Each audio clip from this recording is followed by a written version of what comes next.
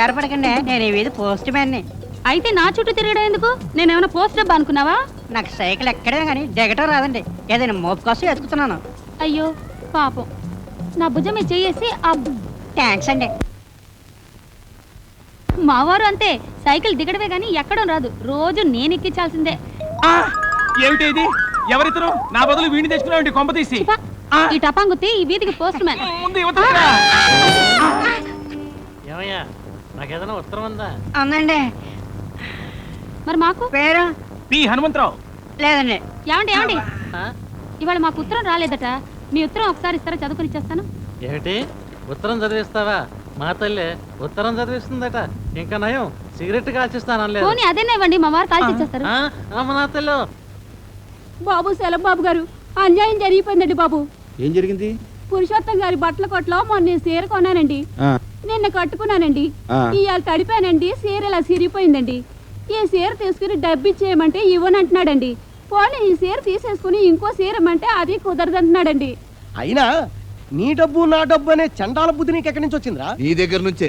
నువ్వేగా చెప్పావు నీ కట్నం డబ్బులో ఒక్క పైసా కూడా నీ బాబుకి ఇవ్వలేదని. మా బాబుకి ఇవ్వలేదంటే ఆడు పెద్ద తిప్పిరి నా కొడుకు. మా బాబు అంతేలే. అవును అదేదో బేరమవుతున్న తర్వాత ఏం కావాలండి? న్యాయం అండి.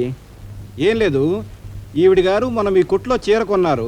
ఒక్క ఉతుకు పడేసరికి దీని బతుకు ఇదిగో ఇలా అయిపోయింది. చూడండి, ఈ చీరకి కొత్త చీర వాపసైనా ఇవ్వండి, లేదా డబ్బులైనా వాపస్ ఇవ్వండి. చూడమ్మా, నీకోసారి చెప్పానా, మళ్ళీ ఈయన తీసుకురావడంలో నీ ఉద్దేశం ఏంటి? చూడండి, ప్రతి అడ్డమైనడికి సమాధానం చెప్పవలసిన పూచి నాకు లేదు. చీర తిరిగిపోతే నాకేంటంటే సంబంధం? చీర నేను తయారు చేసానా? నేను వాపస్ తీసుకోను. తొందరపడకండి, ఆలోచించి చెప్పండి. చెప్పాను కదండి, వాపస్ తీసుకోనని. కుదరదా? కుదరదా? కుదరదా? కుదరదు అంటే ఎలా కుదరగొట్టాలో నాకు బాగా తెలుసు. పదమ్మా.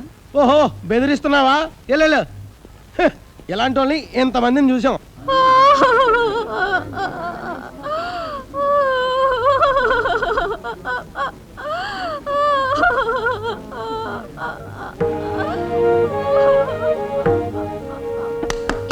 అమ్మా తల్లి, చీర కొనడానికి పెడుతున్నారా? ఈ కొట్లో కొనండి తల్లి, కొనండి. కొనబోయే ముందు ఒక్కసారి ఆ సీతమ్మ వారిని చూడండి తల్లి. ఇదే కొట్లో అదే సీతమ్మ వారు, ఇదే చీర మొన్న కొంది. ఇదిగో బిల్లు. ఒకే ఒక ఉతుకు తెల్లారేసరికి దీని బతుకు ఇలా అయిపోయింది. ఇది చూసిన తర్వాత కూడా కొంటారా?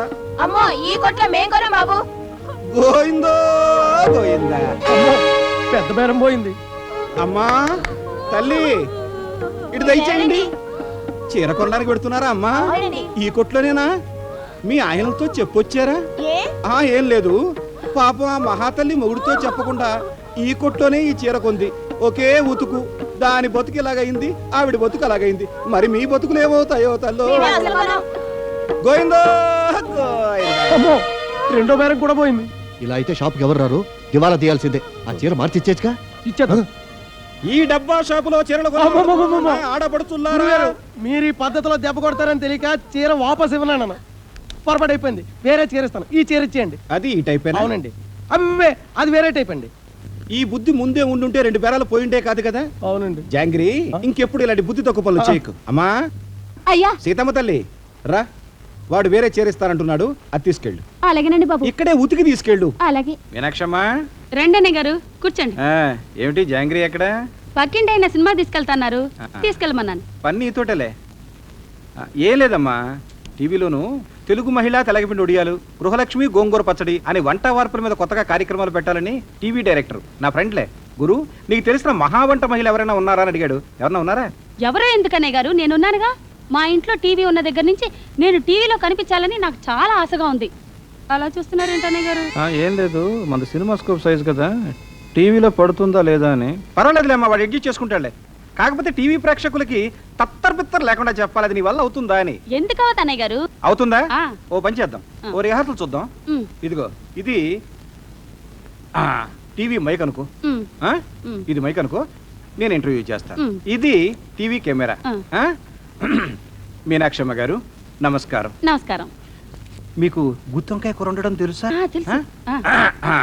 మీనాక్షమ్మ గారు నమస్కారం. మీరు గుత్తి వంకాయ కూర వండడంలో అనుభవజ్ఞులని మేము తెలుసుకున్నాం. మీ గుత్తి వంకాయ కూర తినాలని అర్జెంటుగా ఎదురు చూస్తున్నామా టీవీ ప్రేక్షకుల కోసం మీరు సవిస్తరంగా వివరిస్తారా? మొదట నవనవలాడే వంకాయల్ని శుభ్రంగా కడిగి పెట్టుకోవాలి.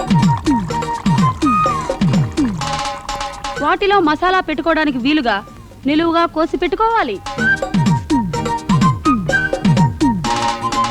సిద్ధం చేసి పెట్టుకున్న మసాలాని వంకాయలో కూర్చాలి.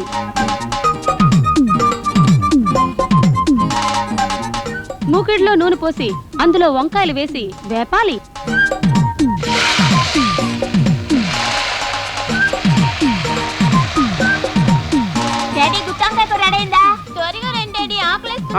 రెడీ. ఏం బాబు వైకుంఠపురం వస్తావా? వస్తానండి.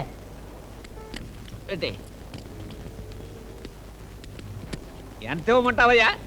5 ఇప్పించండి బాబు. ఏమిటంతా? ఇవ్వను. 5 రూపాయలు ఇస్తాను. అదేం కుదరదండి, 5 రూపాయలు ఇవ్వాల్సిందే. అంత ఇచ్చుకోలేనయ్యా, 5 ఇస్తాను, తీసుకో. అంటే సెమిటోని కదా అని చెప్పి డబ్బా ఇస్తున్నారేంటి? ఏ?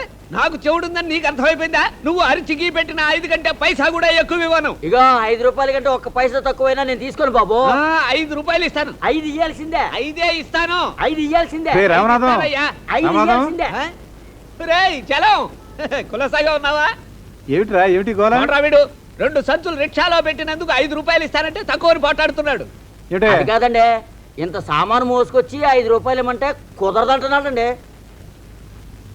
నువ్వు ఇస్తానని 5 వాడు కావాలంటున్నాడు. ఆహాహా, ఏమిటి మీ ఊరాడని వెనక వేసుకొస్తున్నావా? 5 కంటే పైసా కూడా ఎక్కువ ఇవ్వను. నువ్వు అడిగిన 5 ఇస్తానంటున్నాడే వాడు. కరెక్టే. అదేంటయ్యా, పొరుగురు వెనకేసుకొస్తున్నావు? నేను ఎక్కువ అడగలేదు, 5 అడిగాను అంతే. దొందు ఆ, ఎంత అనేది కదా. ఆ.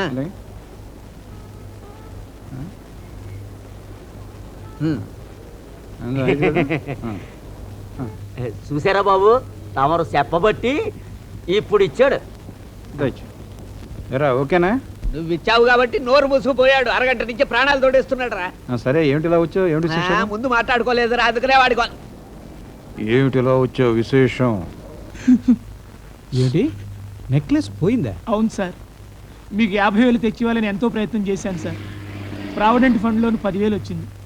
ఇంట్లో సామాన్లు అమ్మితే 10,000 వచ్చింది. మిగతా 30,000 ఎక్కడి నుంచి సంపాదించాలో నాకు అర్థం కావట్లేదు సార్. 30,000 సంపాదించడం ఎలాగో కాస్త సలహా ఇవ్వండి సార్. నువ్వు ఉంటున్న ఇల్లు అద్దె sir. TV 60 sir. Radio 60 sir. మంచాలు 60 సార్. దిళ్ళు 60 సార్. దుప్పట్లు 60 సార్. మీ ఆవిడే 60 సార్. సొంతం సార్. దాన్ని అమ్మి వేలం వేసి. ఏమండి, తాళి కట్టిన భార్యను వేల వేయడం న్యాయం అండి?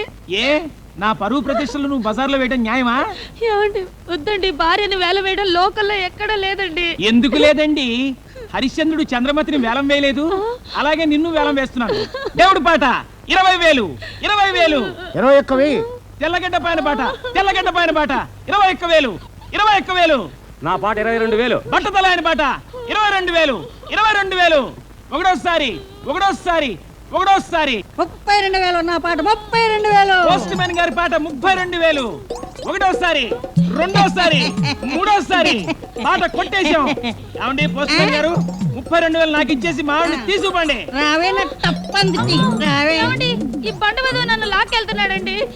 నేను రాను, నన్ను వదిలు. 32,000 పెట్టిన ఏలం పట్ల పడినానే. ఏమండి, వద్దండి, వద్దండి, నన్ను వేల వేయొద్దండి, వద్దండి. ఏమిటి, ఏమైంది? ఏమండి, ఇంకెప్పుడు ఎవరింట్లో నుంచి ఏ వస్తువులు తీసుకురానండి. కావాలంటే చలంగారింట్లో జన్మంతా పాచి పని వంట పని చేసాను, ఆ బాకీ తీరుస్తానండి. నాకు బుద్ధి వచ్చిందండి, నన్ను క్షమించండి, నేను ఇంకెప్పుడు చేయనండి.